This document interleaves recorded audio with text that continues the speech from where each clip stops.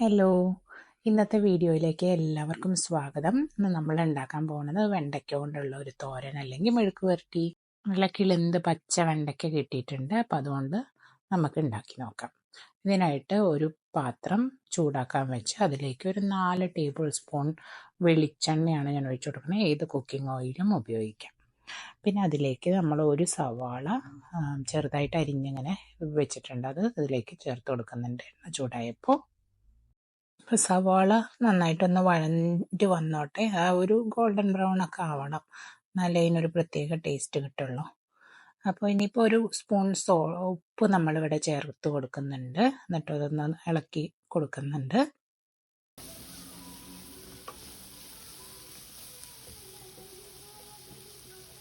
തീ ഒന്ന് മീഡിയം ഫ്ലെയിമിലാക്കി സവാള അവിടെ കിടന്നൊന്ന് വഴഞ്ഞ് വരട്ടെ. അപ്പോഴേക്കും നമ്മുടെ പച്ച വെണ്ടയ്ക്ക കഴുകി വൃത്തിയാക്കി അതിൻ്റെ മൂടൊക്കെ മുറിച്ച് കളഞ്ഞ് നീളത്തിൽ അതുപോലെ അരിയുക.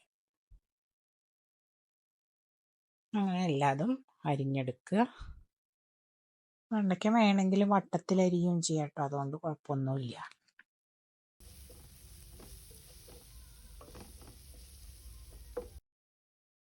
ഈ സമയം കൊണ്ട് ഉള്ളി ഇങ്ങനെ വഴറ്റ് വന്നിട്ടുണ്ട്. ഇനിയിപ്പോൾ അതിലേക്ക് ഒരു 4 പച്ചമുളക് കീറിയത് ചേർത്ത് കൊടുക്കാം. വേറെ മുളക് പൊടിയൊന്നും ചേർക്കണില്ല ഇതിൽ.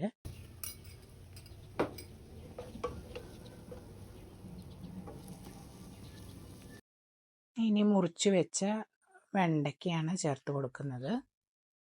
വെണ്ടയ്ക്കയുടെ ചില ഗുണങ്ങൾ എന്താണെന്ന് വെച്ചാൽ അതിൽ ധാരാളം ആൻറ്റി ഓക്സിഡൻസ് ഉണ്ട്, അതുപോലെ സോല്യൂബിൾ ഫൈബറും ഉണ്ട്. അപ്പോൾ ഇത് നമ്മുടെ ദഹനശക്തിക്കൊക്കെ നല്ലതാണ്. അതുപോലെ തന്നെ കൊളസ്ട്രോൾ കുറയ്ക്കാനും നല്ലതാണ് എന്നാണ് റിസർച്ച് പറയുന്നത്. വെണ്ടയ്ക്ക ഇളക്കുമ്പോൾ ചെറുതായിട്ട് ഇളക്കി കൊടുക്കാനേ പാടുള്ളൂ, അല്ലെങ്കിൽ എന്താ വെച്ചാൽ അതിൻ്റെ ഉള്ളിലുള്ള കൊഴുപ്പ് പോലത്തെ ഒരു സാധനം കൂടുതലായിട്ട് പുറത്തേക്ക് വരും. ചെറുതായിട്ടൊന്ന് ഇളക്കി മിക്സ് ചെയ്ത് കൊടുക്കുന്നുണ്ട്. ഇപ്പോൾ ഇനി ഇതൊന്ന് അടച്ചു വെച്ച് വേവിക്കാം. ഇതിൽ വെള്ളമൊന്നും ഒഴിക്കൊന്നും വേണ്ട, ആ ആവിയുടെ ഇതുകൊണ്ട് തന്നെ വെന്ത് കിട്ടും.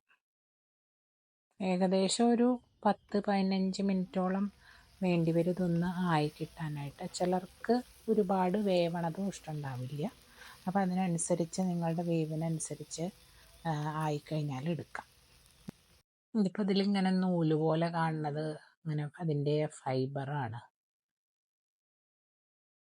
കുറച്ച് നേരം നമുക്കത് തുറന്ന് വെച്ചിട്ട് ഒന്ന് വേവിക്കാം. ടേസ്റ്റ് നോക്കിയിട്ട് ഇപ്പോൾ ഉപ്പ് വേണമെങ്കിൽ ചേർത്ത് കൊടുക്കുന്നുണ്ട്. ഞാൻ ഇവിടെ കുറച്ച് ഉപ്പും കൂടി ഇട്ട് കൊടുക്കുന്നുണ്ട്.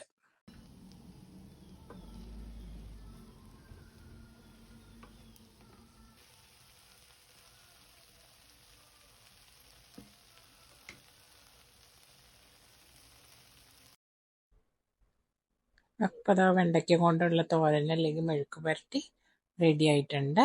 എല്ലാവരും ചാനൽ സബ്സ്ക്രൈബ് ചെയ്ത് സപ്പോർട്ട് ചെയ്യുക പ്ലീസ്.